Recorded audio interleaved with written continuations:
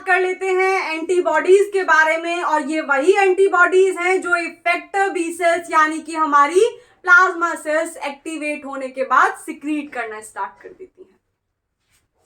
तो ये जो एंटीबॉडीज हैं ये भी दो प्रकार की होती हैं।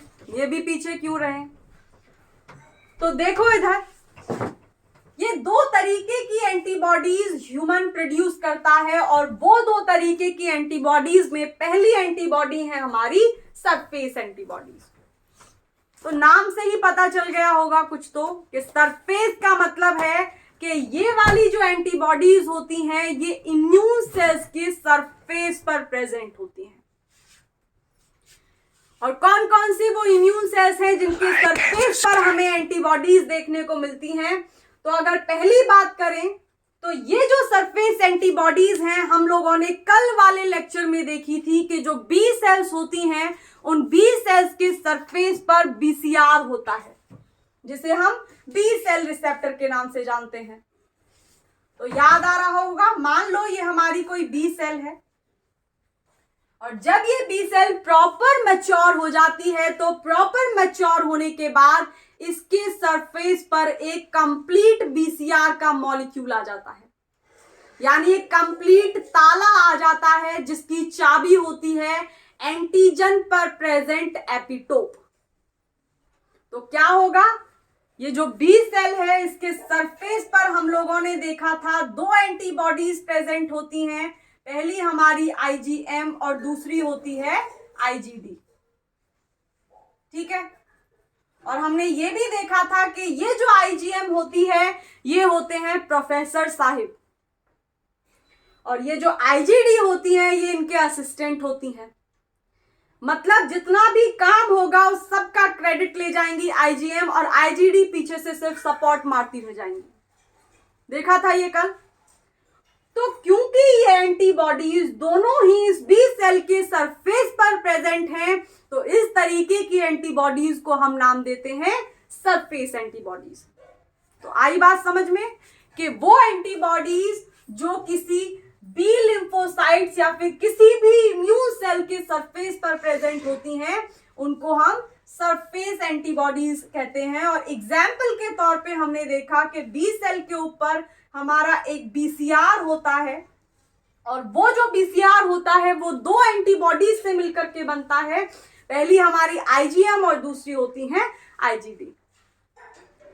तो क्योंकि ये बी सेल के सरफेस पर प्रेजेंट हैं तो इन एंटीबॉडीज को हम सरफेस एंटीबॉडीज के नाम से जानते हैं।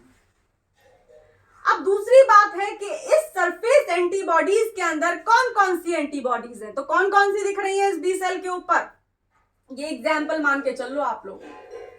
सरफेस एंटीबॉडीज वो जो इम्यून सेल्स के सरफेस पर होती हैं, और एग्जाम्पल के तौर पर अगर देखें तो बी लिम्फोसाइट के जो सरफेस पर दो एंटीबॉडीज होती हैं, कौन कौन सी, एक आईजीएम और दूसरी आईजीडी। ये भी समझ में आई। और ये जो आईजीएम एंटीबॉडी और आईजीडी एंटीबॉडी होती है ये इस बी सेल के सरफेस पर काम क्या करती है? कुछ काम होगा तभी तो वहां बैठी है, वरना तो कहीं ब्लड के प्लाज्मा में सर्कुलेट ना कर रही होती। तो काम क्या है यहाँ पे, इस बी सेल के सरफेस पर ये दोनों एंटीबॉडीज बीसीआर की तरह काम करती हैं, यानी एक ताले की तरह काम करती हैं, जिसको हम नाम देते हैं बी सेल का रिसेप्टर, यानी ये है बी सेल का ताला।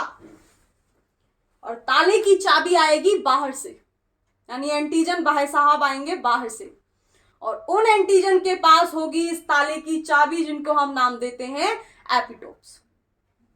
तो आगे देखो, आगे क्या लिखा है कि ये जो हमारी दोनों एंटीबॉडीज होंगी आईजीएम और आईजीडी, ये बीसीआर की तरह काम करती हैं इस बी सेल के सरफेस पर, जहां पर की सारा का सारा क्रेडिट ले जाती है ये आईजीएम।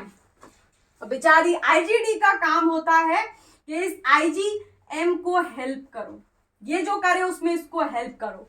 और इसका एक ही काम है आईजीएम का इस सरफेस पर बी सेल के, कि ये जो आईजीएम होती है ये एपिटोप्स को रिकॉग्नाइज करती है। और एपिटोप्स किसके होते हैं? एंटीजन के। तो क्या होगा, मान लो ये एंटीजन है, एंटीजन खतरे का निशान मान लो और इसको बना लो लाल रंग से। तो देखो इधर, ये रहे एंटीजन भाई साहब, इनकी जरूरत थी। तो ये जो एंटीजन है इसके सरफेस पर ये कई सारी चाबियां होती हैं इस बी सेल रिसेप्टर की, जिनको हम नाम देते हैं एपिटोप्स। और भैया हम कई बार देख चुके हैं कि ये जो आईजीएम एंटीबॉडी है या फिर जितनी भी एंटीबॉडीज होती हैं, उन एंटीबॉडीज के एंड टर्मिनल पर, यानी यहां पर ये दो चेन होती हैं, लाइट चेन और हैवी चेन। दो ही लाइट चेन होती हैं, दो ही हैवी चेन होती हैं, और इनके एंड टर्मिनल पर ये जो होती हैं ये होती हैं एंटीजन की बाइंडिंग साइट। यानी ये जो साइट्स होती हैं इनको हम नाम देते हैं पैराटोप। पैराटोप।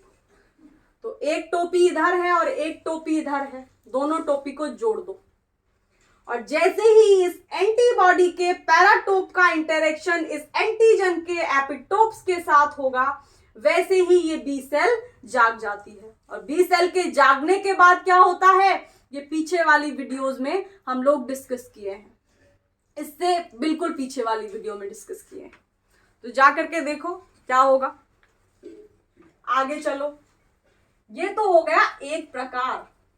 अभी एक और प्रकार है, और वो दूसरा प्रकार है एंटीबॉडीज का सॉल्युबल एंटीजन करके। तो सॉल्युबल से क्या समझ में आ रहा है कि घुल रही होंगी, और घुल कहां सकती हैं, जहां कोई लिक्विड हो। और लिक्विड लिक्विड जैसा क्या, ब्लड का प्लाज्मा। एग्जैक्टली। तो देखो इधर एक दूसरे तरीके की एंटीबॉडीज भी होती हैं ह्यूमन के अंदर, और वो कौन सी होती हैं, इनको हम नाम देते हैं सॉल्युबल एंटीबॉडीज। और ये जो एंटीबॉडीज होती हैं ये बी सेल के द्वारा ही बनाई जाती हैं। लेकिन ये वाली जो एंटीबॉडीज होती हैं बी सेल में भी अगर स्पेसिफिकली बात करें तो एक स्पेसिफिक तरीके की सेल्स होती हैं जो इनको बनाती हैं। और कल देखा था वो कौन सी सेल्स थी, याद करके बताओ। क्या मेमोरी सेल्स थी या फिर इफेक्टर बी सेल्स थी, जिनको हम प्लाज्मा बी सेल नाम दे रहे थे। ऑब्वियसली वही जो अभी आपने बोला। तो क्या बोला आपने, इफेक्टर बी सेल। तो देखो इधर, ये जो दूसरे प्रकार की एंटीबॉडीज हैं जिनको हम सॉल्युबल एंटीबॉडी बोल रहे हैं, ये सॉल्युबल एंटीबॉडी बनाई जाती है और सिक्रीट की जाती है एक स्पेसिफिक तरीके की बी सेल्स के द्वारा, जिनको हम इफेक्टर बी सेल नाम देते हैं। और ये कहां सिक्रीट होती हैं, ब्लड के प्लाज्मा में, इसलिए इनका नाम पड़ा है सॉल्युबल एंटीबॉडीज। और ये होती कितने कितने तरीके की हैं वो भी देखो। इसमें 5 अलग अलग तरीके के प्रकार होते हैं, और वो प्रकार कौन कौन से हैं, प्रकार नहीं प्रकार। तो वो प्रकार कौन कौन से हैं, पहला हमारा, इससे याद कर लो, गेम डी। गेम डी मतलब IgG, IgA, IgM, IgE, IgD. ये 5 तरीके की एंटीबॉडीज को ये जो हमारी बी सेल की अगर स्पेसिफिकली बात करें तो इफेक्टर बी सेल सिक्रीट कर देती है ब्लड के प्लाज्मा में। और ये जो एंटीबॉडीज होती हैं फिर उस पैथोजन का खात्मा कर देती हैं, उसका कचूमर बनाती हैं। और कैसे बनाती हैं, हम इनके बारे में एक एक करके पढ़ने वाले हैं।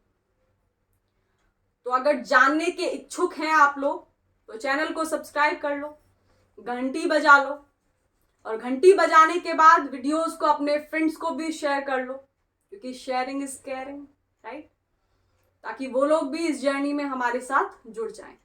तो इसी के साथ बाय।